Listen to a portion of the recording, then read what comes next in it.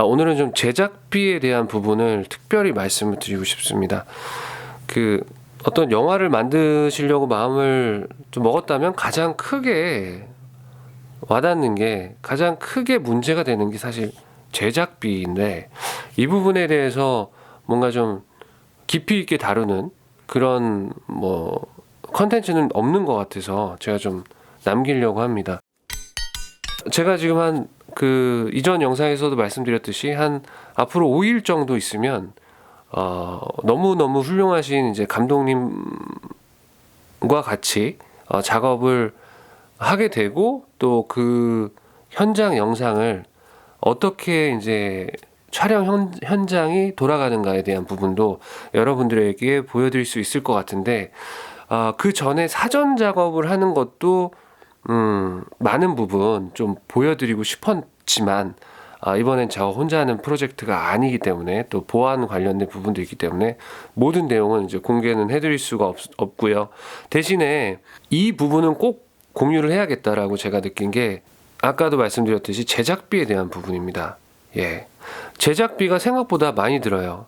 예. 그리고 제작비가 특히 들어가는 요소가 네 가지가 있는데, 하나는 그 장비, 대여하고 하는데, 그리고 장소, 예를 들면 어디서 찍을지, 카페 아니면 모텔 아니면 여러 가지 장소가 있잖아요. 장소를 빌리는 비용이 생각보다 비쌀 수 있어요. 그리고 사람, 인원, 몇 명이 그 프로젝트에 투여가 되느냐에 따른 부분, 그리고 시간 지연, 시간 딜레이에 따라서 이 제작비가 굉장히 늘어나는 부분이 있기 때문에, 이 네 가지를 좀 중점으로 해서 전문적으로 기존에 촬영을 하셨던 분들한테도 도움이 되고, 또 아예 새로 시작하시려는 분들에게도 꼭 필요한 내용이라고 생각이 됩니다.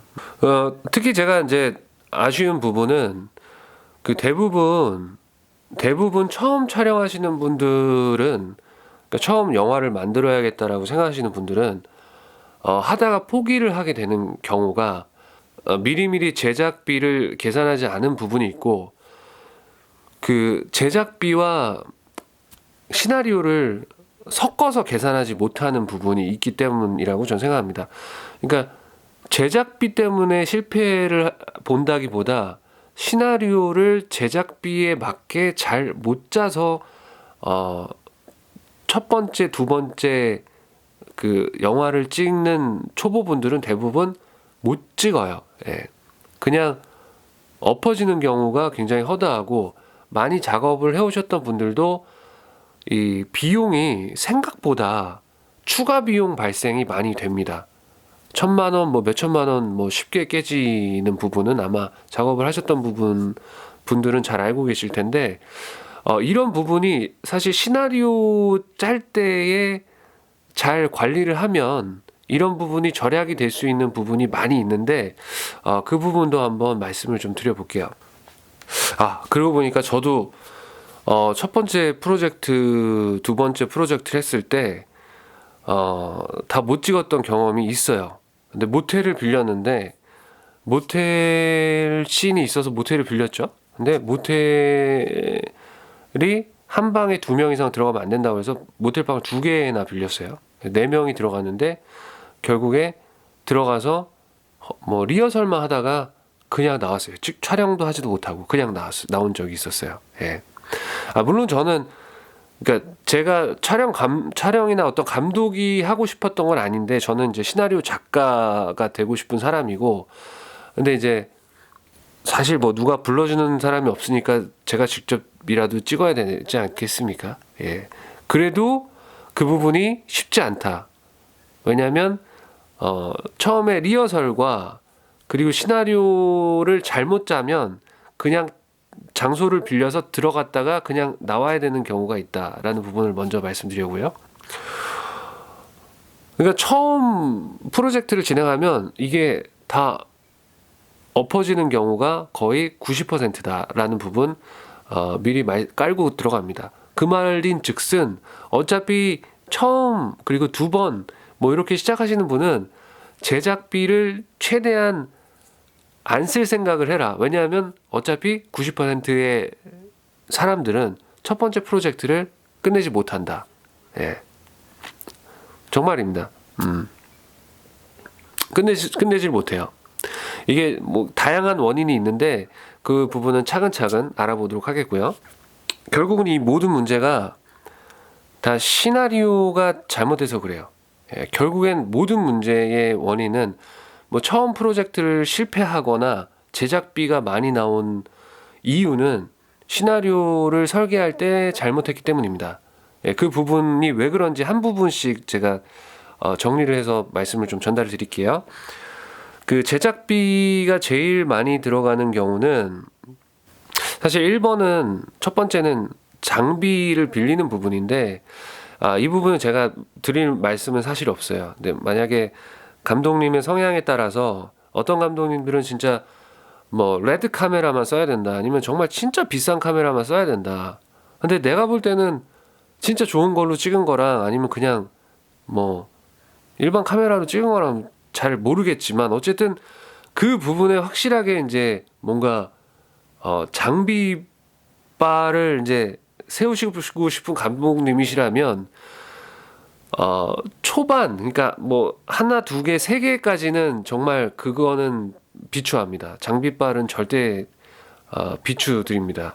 왜냐하면 여러 번 찍으신 분들은 당연히 괜찮죠. 이게 장비나 이런 부분에 대해서 너무 잘 아시니까. 그렇지만 처음 아까도 말씀드렸지만 처음 어떤 영화를 단편이나 이런 걸 만드는 프로젝트를 진행하시는 분들은 그 프로젝트를 시간 내에 끝내지 못할 가능성이 굉장히 높기 때문에 아예 장비를 비싼 거를 안 쓰시는 게 예, 뭐 근데 장비나 이런 부분에 대해서는 제가 카메라 감독이나 이쪽 연출 쪽에 뭔가 크게 뜻이 없기 때문에 그 부분에 대해서는 제가 어쨌든 노코멘트하고 넘어가겠습니다. 하지만 장비는 정말 돈이 많이 들어간다. 그 부분은 인지를 하셨으면 좋겠습니다.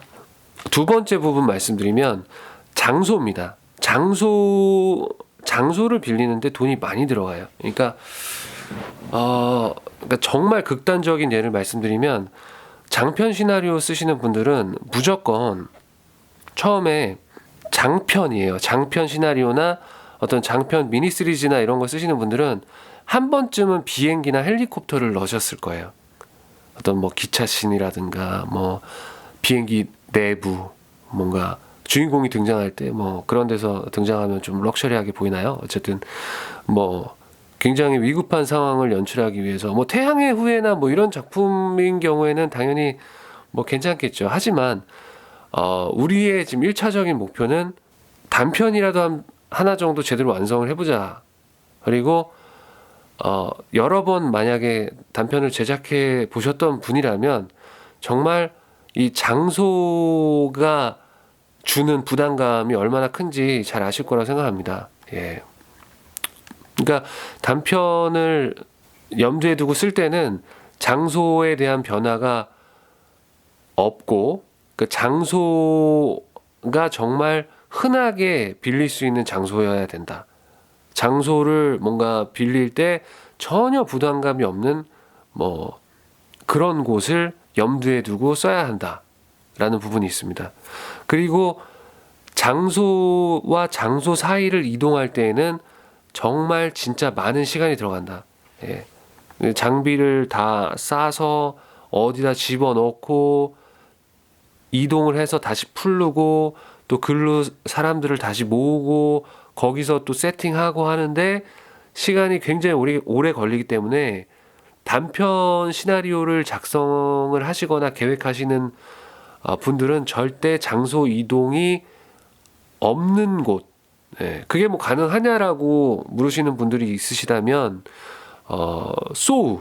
소우를 보시면은 그 좁은 장소 하나에 거기서 모든 게 다 해결이 되는 대부분 유명한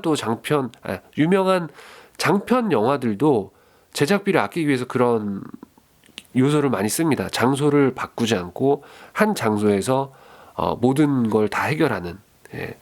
뭐 단편도 당연히 장소를 여기저기 옮기면 안 되고 한 장소에서 다 찍을 수 있는 방법을 연구를 해야 된다. 그러면 시나리오를 쓸 때 그 당시에 연구를 많이 해야 된다. 그러면 기존에 많이 찍으셨던 감독님들도 뭐 몇천만 원씩 들어갔던 프로젝트라면 그게 어떤 한 장소로 국한되고 그렇게 되면은 비용을 많이 아낄 수가 있겠죠.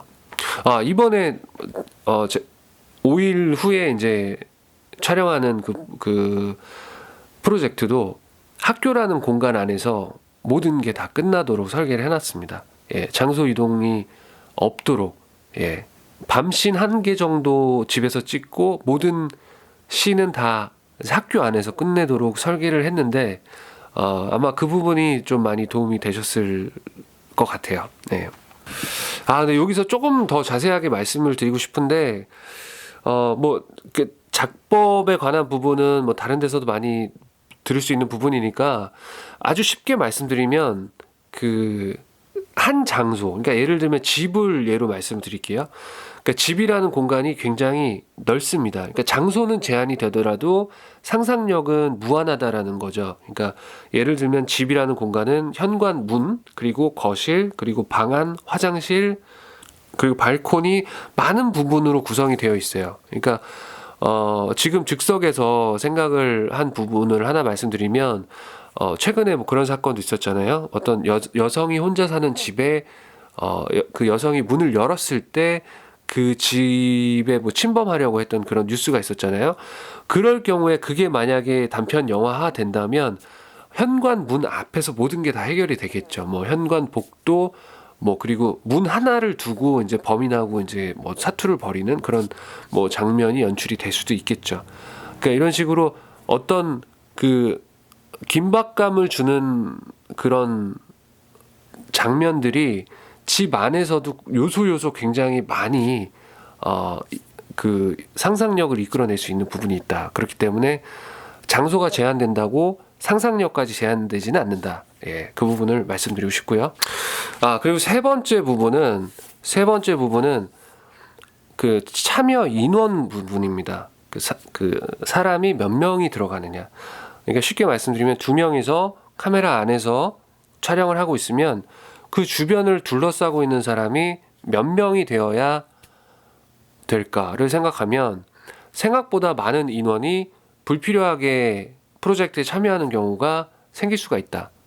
그러니까 여기 화면 안에는 뭐 남녀 배우 2명이 있다면 화면 밖에는 뭐 카메라 감독, 뭐 음향 감독, 뭐 스텝에서 뭐 많은 사람들이 진을 치고 있을 수 있는데 불필요한 인원은 가능하면 줄이는 게 좋고 또 멀티로 뭐 조명이나 뭐 음향을 같이 한다든가 그런 방법을 연구를 해야 된다. 심지어 시나리오를 짤 때 중요한 부분이 불필요한 조연들을 많이 그러니까 쓸데없는 캐릭터를 만들지 않는 거죠. 전혀 별 의미가 없거나 비중이 없는데 그냥 나왔다 사라지는 그런 그런 캐릭터는 현재 촬영할 때 그 제작진들에게 굉장히 많은 부담을 줄 거예요. 왜냐하면 뭐 사람 한 명이 그냥 불필요하게 어떤 씬에 들어오면 그 사람을 또 섭외를 해야 되고 그 사람을 연락을 해서 또 몇 시까지 오라고 해야 되고 또 만약에 안 오면 다른 사람으로 또 대체를 해야 되고 뭐 이런 변수들이 굉장히 많기 때문에 인원은 뭐 컴팩트하게 가는 게 좋다. 그러니까 이것도 장소하고 같은 부분이죠. 뭐 소우를 계속 자꾸 말씀을 드리게 되는데 소우도 장소는 한 장소고 인원은 2인원이 뭐 번갈아 가면서 나오거나 뭐 그랬었죠. 그러니까 이제 1명이라도 심지어 그리고 또 뭐 2명이면 정말 할 수 있는 게 정말 많다라고 생각을 합니다. 뭐 출연자가 뭐 2명, 또 3명이 넘어가면은 좀 첫 번째나 두 번째 프로젝트를 준비하실 때는 좀 부담이 안 되는 그런 인원이겠죠. 그리고 많이 이제 작업을 하셨더라도 그 출연자는 생각보다 어떻게든 인원을 많이 빼는 방법을 연구를 하는 게 제작비 절약에 도움이 된다. 예, 뭐 너무나 당연한 거겠죠. 예. 이렇게 말씀하시는 분도 있을 거예요. 그럼 스토리를 어떻게 구성을 하냐는 거냐, 스토리를 어떻게 쓰라는 거냐. 근데 보십시오. 그러니까 이게 뭐냐면 제한된 작법이잖아요. 제한된 공간과 제한된 인원을 가지고 하는 작법이잖아요. 근데 이 부분을 잘 하시는 분은 장편을 쓰셔도 분명히 잘할 겁니다. 근데 장편을 쓰라고 하고 너 마음대로 뭐 지구상 어디를 다 써도 돼라고 한다고 해서 인원을 뭐 100명이고 1000명을 다 써도 된다라고 해서 좋은 작품이 나오진 않잖아요. 네. 단편도 분명히 제한된 공간이고 제한된 사람으로 찍더라도 분명히 그 깊이가 있는 그런 작품을 만들어낼 수 있는 그런 자신이 있어야 된다. 그래서 그런 작품을 썼냐라고 저한테 물어보신다면 최선을 다했다고 이번에 한 5일 있다 들어가는 그 작품도 그런 부분을 최대한 저는 생각을 했습니다. 사람이 몇 명 안 나와요. 그래서 진짜 몇 명 안 나오고 공간도 제한돼 있지만